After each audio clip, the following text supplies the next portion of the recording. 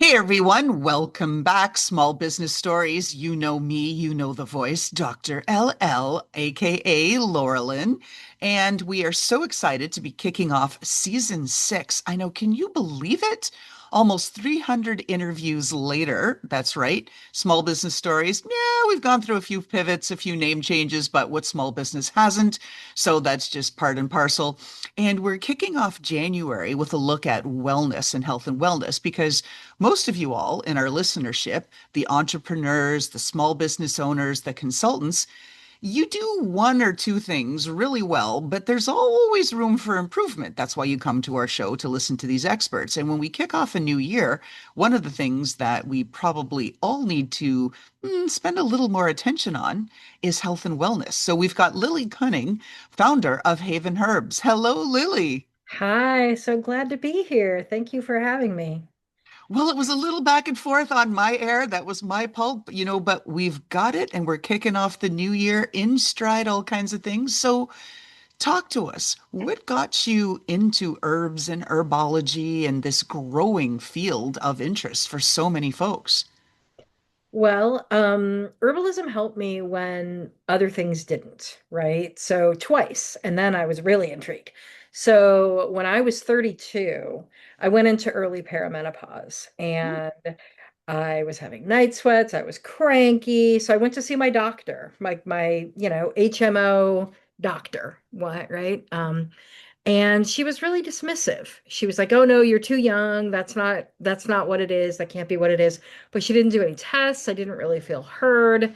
And so, I suffered for a little while longer, but I stumbled into an herb shop in the town that I was living in, San Francisco, California. And it was run by herbalists. And, you know, the herbalist who was on duty was like, "Can I help you with anything?" And something just told me to like take another chance. And so instead of saying, "I think I'm in early perimenopause," I went and described my symptoms. And she was like, "Ah, sounds like you're in early perimenopause." And I was like, "You think?" Uh, so she's like, "Well, have you tried Vitex?" And I was like, "I don't even know what Vitex is, so no." And she gave me this little bottle of a plant extract, and she's like, "Come and see me in a month. It may take up to 3 months on this herb, but it should be good." And sure enough, everything righted itself. My cycles came back. Went on to have a kid later in life, like totally normalized, right? My kid's Wow. 15 now. And so that was intriguing to me that one berry off of one plant could totally restore everything, right? So that was intriguing. And then, I got injured on the job, a computer-related injury, carpal tunnel, which turned into tendonitis, which turned into frozen fascia in my back, like just a cascade because I kept working, right? That's what you do here. Of course. Um, and I saw an acupuncturist, a doctor of Oriental medicine is what they're called, when they have the whole gamut, right? They know herbs, they know acupuncture, they know all of it. And so she was my primary doctor for my injury, and Chinese herbs and all of the energetic medicine as well just really helped me. And my goal was not to have surgery because often it doesn't work and sometimes you end up in more pain. So I did not have surgery, and I got better. I'm no longer in pain all the time and I'm functional. So after that, I was like, this is really interesting to me that plants can do this. And I mean, I shouldn't be surprised, right? The vast majority of the planet uses plants as their primary source of medicine all over the world. The World Health Organization talks about that. But, it was new to me. I grew up here in the United States. And so it seemed like it was, you know, alternative medicine. But the real alternative was, what we now call, modern biochemical medicine that accepts insurance. That's the new kid on the block, right? Um, so I went to herb school. I found a school in Berkeley because I was living in the San Francisco Bay Area. Found a school in Berkeley, went to school, and it was focused on clinical practice. So 3 years later, came out with an herbalism degree and certificate, and yeah, I've been herbing it up ever since in multiple states, and now I'm in Ohio, here in the Midwest. And Ohio is fantastic because it is rich in all the botanicals that you could ever want. It's so funny. I go to continuing ed whenever I can, and one of my very favorite herbalists, Matthew Wood, came several years back to Yellow Springs, and so I went to spend a weekend with him, and he was just astonished at what grows natively in Ohio. Like he's in Wisconsin, and he was just like, "This is amazing! Like you guys are wealthy, wealthy in botanicals." So yeah, that's what got me into it, and I've it's definitely the place I want to be. I learn new stuff all the time. I still find it fascinating. I enjoy what I do. Excellent. And I'm going to do a shout out to Ohio because that was one of the 6 states that I also lived in. I actually left Cleveland as an ambassador for Cleveland because I loved all the changes and the growth that was happening there. And I used to hike all the time through Cuyahoga Falls and through all of that. So I saw a lot of good stuff that was in there. And Yeah. yeah, so I can have a little bit of appreciation for the types of herbs and things and stuff that grows that could be magical. So let's talk about this. So that's amazing that you had these two health moments, right? Defining moments, really, not just as far as your career, but your personal life. I mean, you ended up having a child, right? All of these things. Those are big. Those are big, Lily. Yeah. And you're not the only one. Americans right now are spending over half a trillion. That's 500 billion with a B on health and wellness, about 65 billion on vitamins and herbs and supplements alone. And globally, I read that the economy is about to just crossed over 6 trillion in health and wellness. Now, does this surprise you or looking at the, oh, I don't know, dumpster fire that the world is, that this is not a surprise? I mean, what do you think? Oh, um, you know, I've I think we've reached a tipping point. It used to be when I would talk about botanical medicine, um, a lot of people would debate me and call it quackery and like, oh, it's not real medicine. And honestly, Americans have been given the short shrift when it comes to healthcare. It's run by insurance and not by doctors, and often people are denied care. And I think it took desperation with the system for people to start looking elsewhere. But when they do, they come back because it works. I tell people who are new to it, look, not only does the vast majority of the planet's population, human population, get their medicine from plants, but in many, many countries that we admire their healthcare systems, they regulate herbs the way that they regulate pharma. Commission E in Germany, for example, has protocols for elderberry, just like they have protocols for Prozac. And I think that this is the key. This is what I want to dig into. And I'm glad to hear that people are more open to the conversation. I'm seeing that too. Other people that I talk to, it's like, oh, yeah, yeah, black cohosh. Yeah, night sweats. Here, try this, right? Yeah. And but that line, right, where people are saying, ooh, that's quackery. Well, okay, that's opinion. But where it does come down that is really important as a small business owner is that line between what you can say and what you can claim without being held liable. So talk to us about that because that can be a tricky line for business owners to walk. Yeah, I mean, so I have multiple facets to my business that I have to be careful on all of them, right? So, there's the online apothecary. Every page has both the health disclaimer for the United States and Canada on it because I ship to Canada. The Canadian disclaimer is so much nicer and simpler, can I just say? As a Canadian, I understand. No, it's just like if condition worsens or persists, consult a health practitioner. That's all it says. Seems Whereas reasonable. the FDA one is like, no, but both of them are on there. And of course, you can't make any claims because, the rules have been made by moneyed interests. Both the AMA and pharmaceutical companies have lobbied quite a lot to take words that weren't theirs to begin with, but make it so that you can't use them, right? There's a degree of word restriction.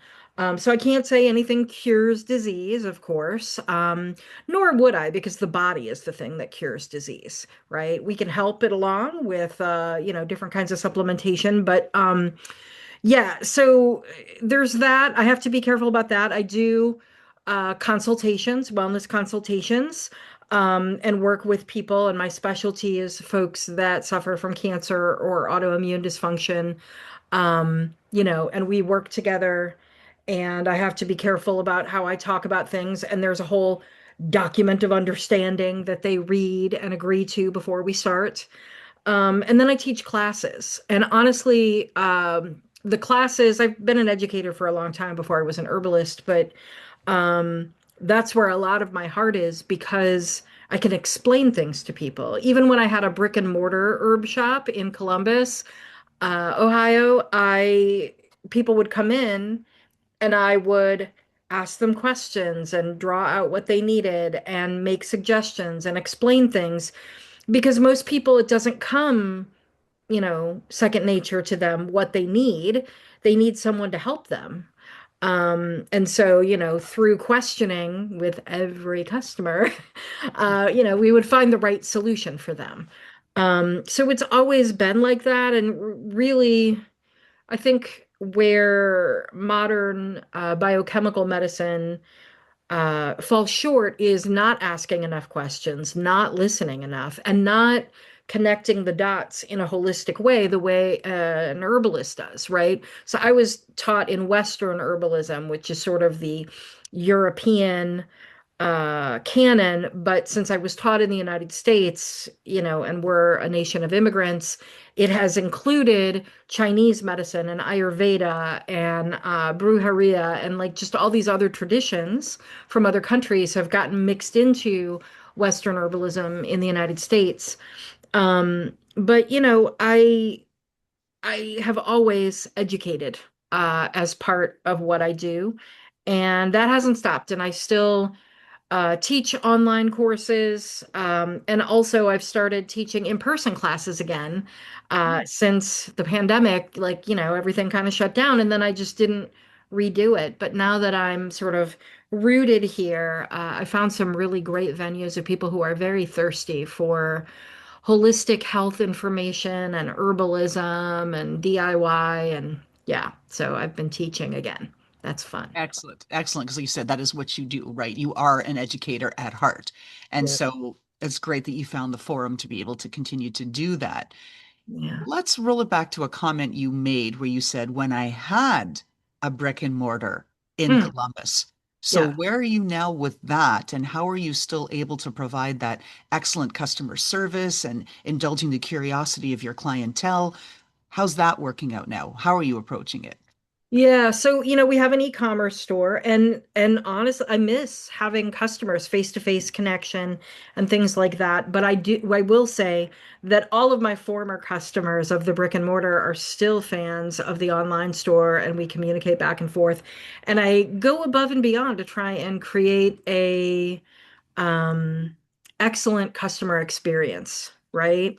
Both through a personal touch with me, but also, filling in the repetitious gaps with automation, making sure they hear from us, making sure they have information every step of the way, whether they're ordering products or, they've booked a consultation, right?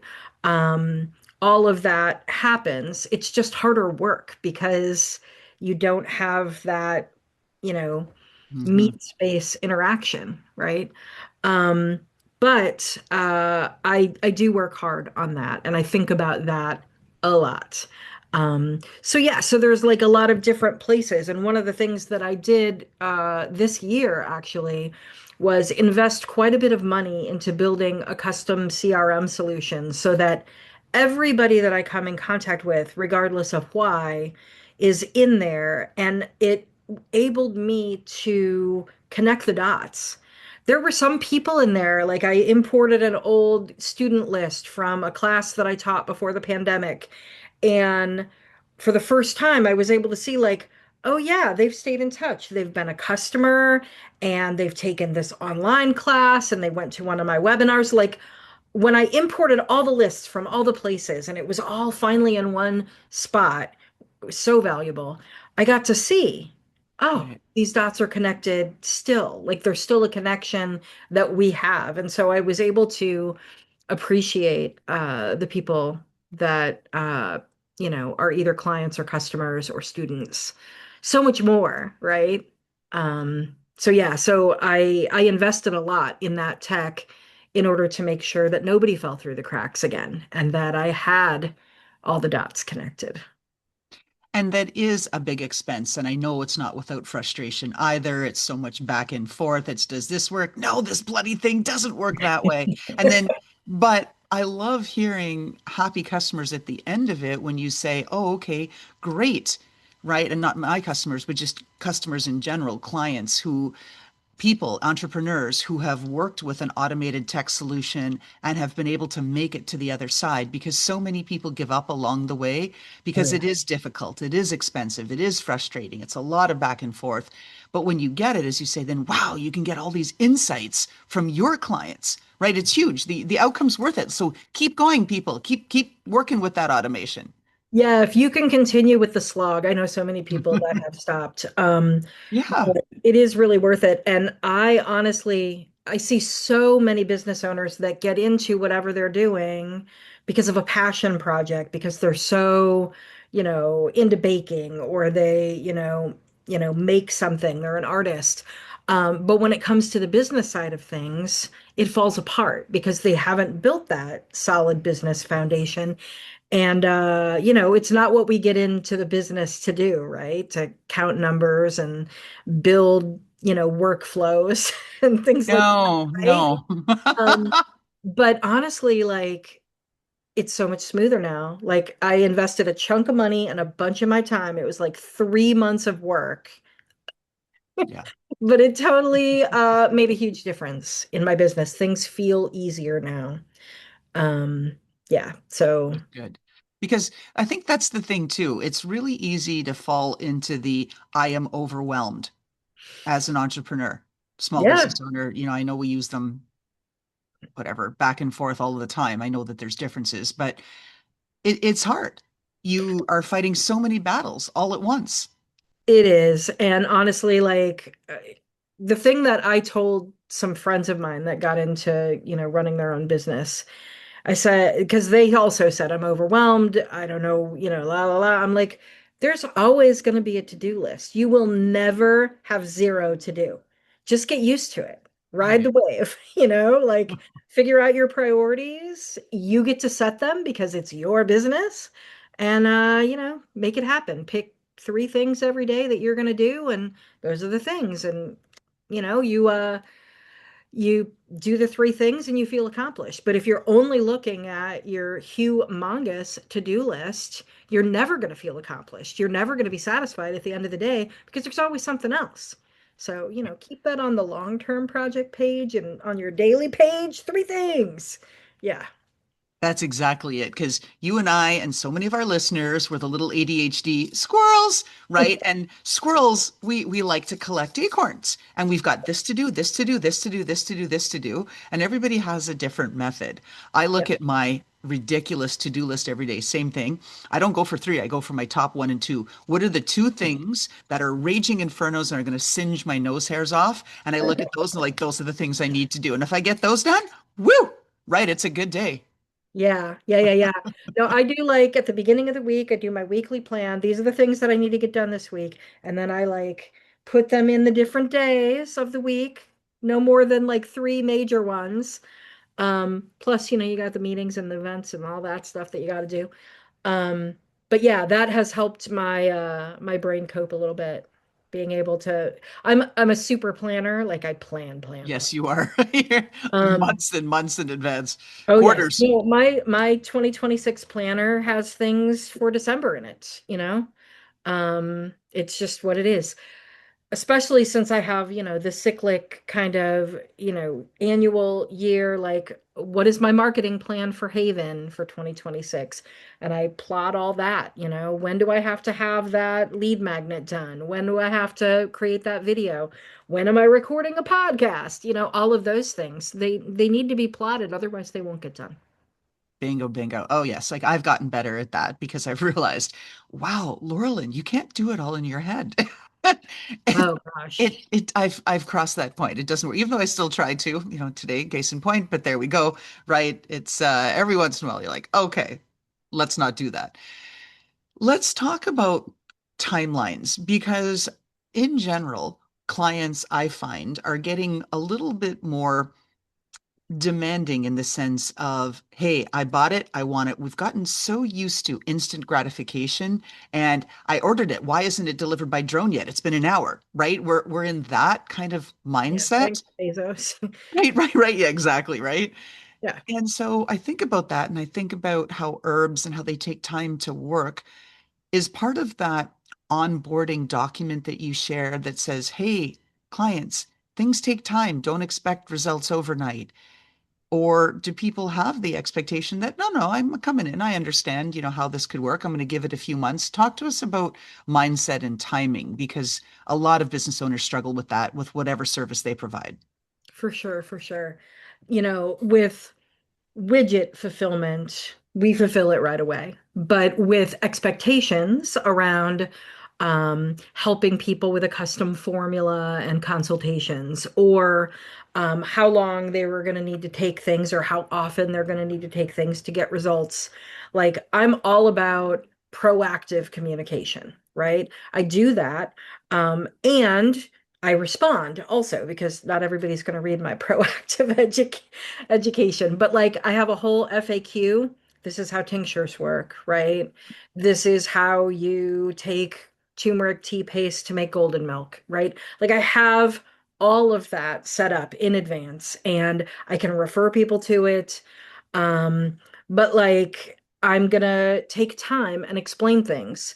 When we moved to our new town here in Ohio, last year, we've been here for almost a year now because it's almost the end of the year. The first thing I did was I signed up for the farmers market so Mhm. that I was a visible face and brand to the people here because this is now my community, right? And so I got to explain things over and over and over in person as well as introduce them to the brand, right? And get some feedback and do sampling and things like that. Um, and I find that to be really invaluable. That moment where people are telling you something about themselves and they feel heard and you're able to offer a solution. And, I've had some clients here locally that came to me via the farmers market, and I got to see them in subsequent weeks as they were progressing in their wellness plan. And, I'm like, so how's it going? And like, it's so satisfying when people are feeling better and you can see it visibly, but you also get to solicit that feedback like, great, let's set up another appointment. Let's move the needle further, right? Like, and I always tell people, we start with what we can accomplish in a month together, and then I want to check back and circle back. You have a month of taking the supplements that you're doing, you have a month of implementing those lifestyle changes that we talked about, and then I want to see how it's going. And Mhm. we can keep going. And I've had some clients that have been with me, people with a lot of chronic conditions, a whole menu, not a tasty menu, but a menu of chronic conditions. And they've been with me for a while because we started here and now we're all the way over here. And we're working on, because I always try and give people the most bang for their buck. Like these are the three things that are going to make you feel immediately better. And then we're going to incrementally do the rest, right?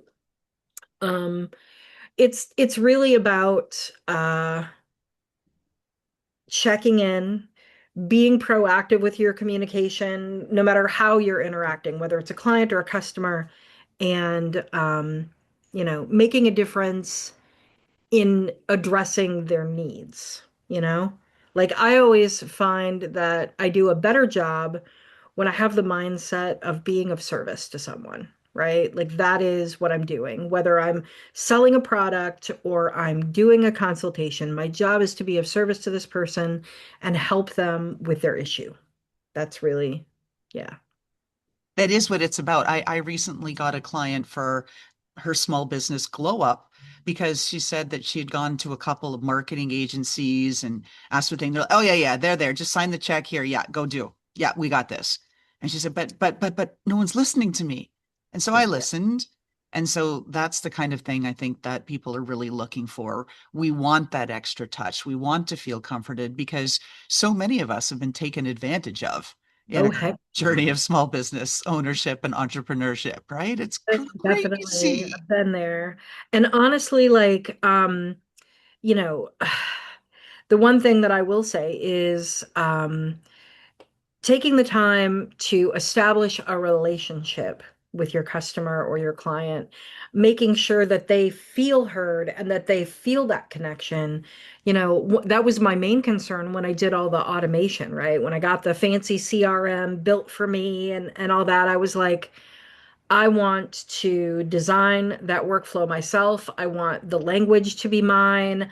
I want them to feel like, I am here for them and it's not some robot or, some AI bot. Right.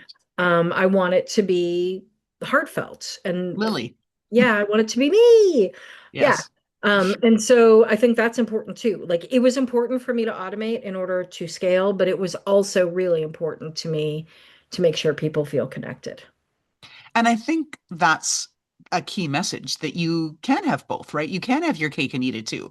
You can get all the value of the AI and the insights and the connections and find the patterns and the automation and all that stuff, but you can still keep it human. You Yeah. don't have to completely turn it over to the bot and say, run with this, because that won't work.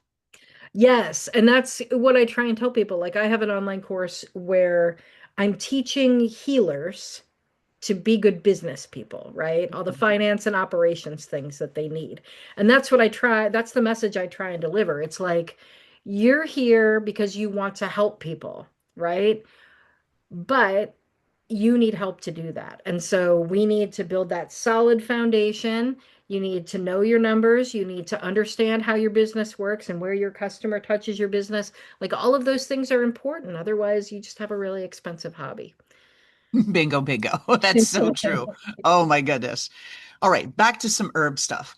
Yeah. In your opinion, what do you think is the most underrated herb? One of the little sneakster deekster ones that it can do wonders, but no one really knows about it.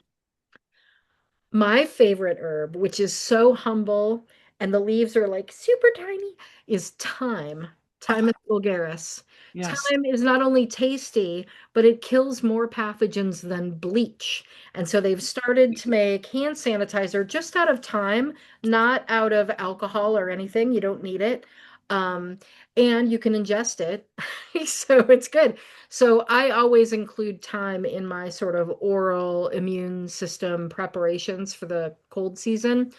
It's my favorite. I love it. And Hmm. it's so humble, right? It's so humble. Yes, yes. No, no, I love it. And of course, there's all kinds of opportunities for plays on words and things like that. So, Sure. it's a good time to use Yeah, more I have a time, right? product that is thyme and elderberry, and it's called Thyme, Thyme, to elderberry that cold. Time to elderberry that cold.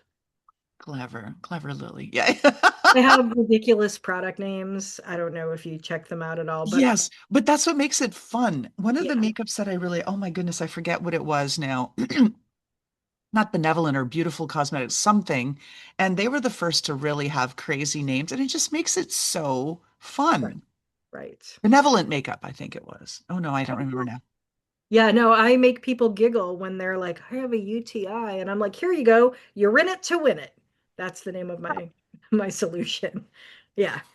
You gotta laugh. You've got to, right? And it's also part of the differentiation. That's how we bring our personalities into our brands. Right. Otherwise, it's just a world where bots can communicate with bots. Did you like this? Do you want this? Check, check. Right.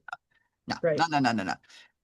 Okay, let's think about again an entrepreneur mindset. So a lot of people talk about the minimal viable product, right? The MVP, especially when you're building technology software, you just want the demo, something that's clickable, something that works, something that an investor or potential buyer can click on. Well, we've got a whole audience and growing at that. So thank you everybody for helping make this show really, really boom. Our guests, our audience, we love it. Publicists, everybody, keep it coming. And if we look at an MVP, right, Mhm. for entrepreneurs, busy entrepreneurs, and you had to create a minimal viable, I don't know, product, pathway, process, something to think about herbs and think about wellness for that busy entrepreneur, what do you Mhm. suggest? We're in the new year here. What can they do? Gosh, I have never been one that follows that kind of business advice, so I don't know if I'm the right person. You should see how many SKUs are at Haven Herbs. Holy cow. But it's because with herbs in particular, so herbalists are matchmakers, is what I tell my students. We match a human being and their constitution and their set of symptoms and their condition, current condition, with a plant and its energetics as well as its actions within the body. We play matchmaker.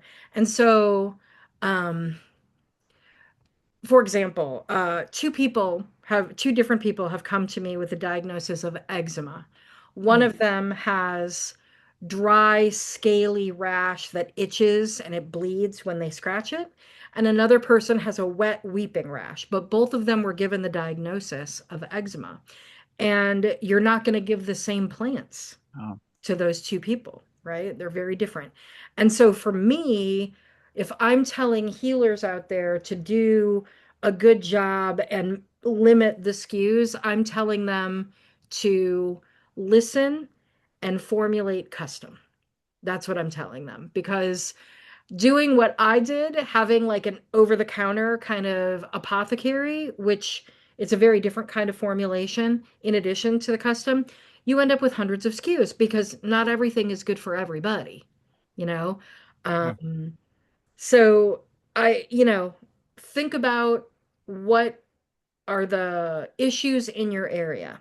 When I first moved to Columbus and I opened up my brick and mortar store, I had one shelf of respiratory remedies. But very quickly, because Central Ohio is a basin and all the particulates and pollution kind of sit here under cloud cover, I expanded to two shelves, an upper and a lower respiratory shelf, because people needed it in Ohio. People need respiratory remedies. And so I expanded that line because I needed more flexibility in what I could recommend to people.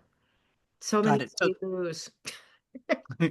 so there really is no MVP, no shortcuts. You need something custom. So if you want to kick off the new year, talk to your favorite herbalist and figure out a Yeah. formula to make it work, right? You can find one in your area by going to the American Herbalist Guild.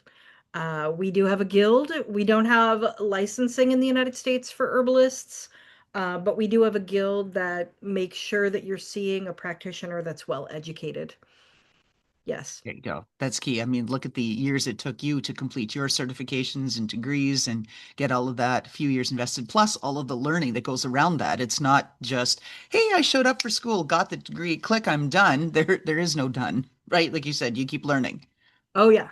You can't see it, but in my office, I've got like three or four bookshelves, top to bottom, of books that I have read and every time I get a new client and it's something that I haven't specifically worked on, I am reading more about, scientific studies. I'm reading the pharmaceuticals that they're on. I have a big, thick thing about, all the pharmaceuticals that nurses use in the hospital.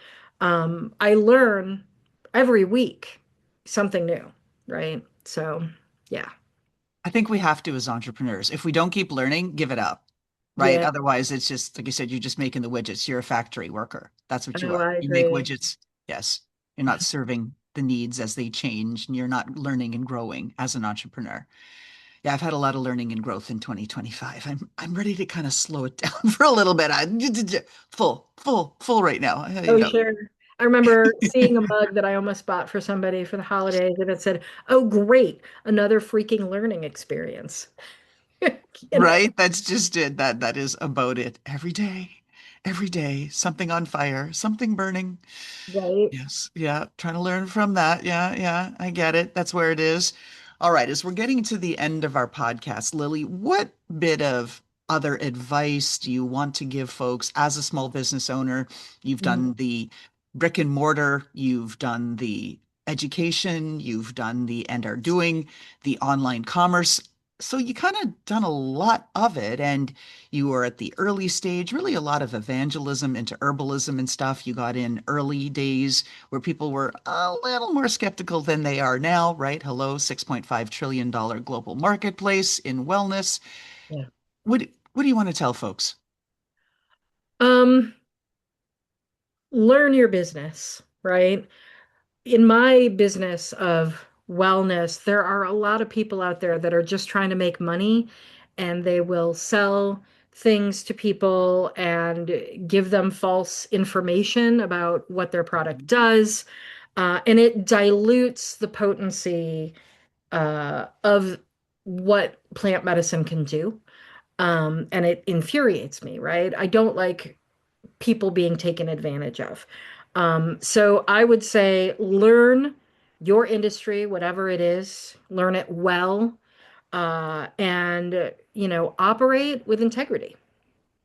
Yeah. There you go. Well said. Now, where can people find you, Lily Cunning, and or Haven Herbs? It's at havenherbs.com. You can do everything there. You can do online courses, you can do consultations, you can buy products from me or from other brands. We're turning into sort of a sustainable slash natural superstore in 2026. And so I'm vetting different brands and bringing them in.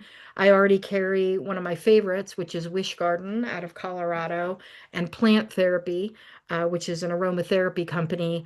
And I'm bringing more in as we go. And basically, everybody has to meet the ethos of organic, ethical, uh, pronounceable, and effective. And also, plastic is not great. And so, in terms of packaging, like minimal, if any, plastic. And I carry a whole line of plastic alternatives because I hate plastic so much.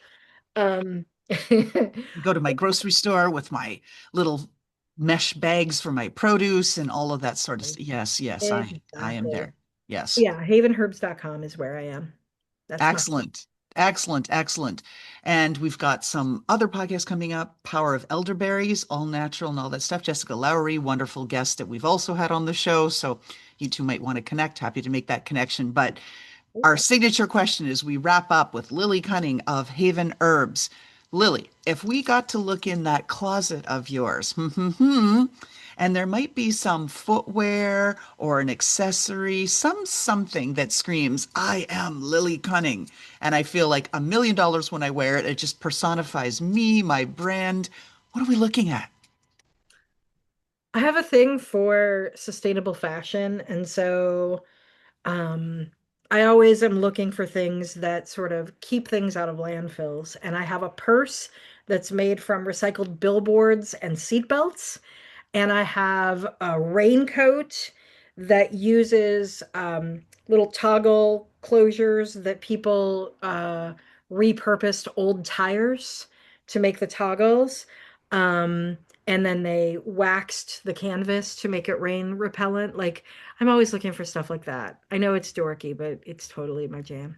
You know what? You get to be dorky. I consider myself a cool nerd. I used to be teased my whole life for being a nerd, being a geek, being whatever. You know what? Now I'm a cool nerd.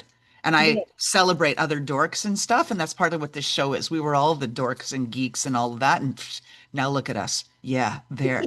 Take that, right? All right. Lily Cunning, founder of havenherbs.com. You can find her there, find her everywhere. Thank you so much for being on our show, and we wish you tremendous success in your growth of your wellness superstore and tremendous success in 2026. Thank you so much. It was really a pleasure to be here.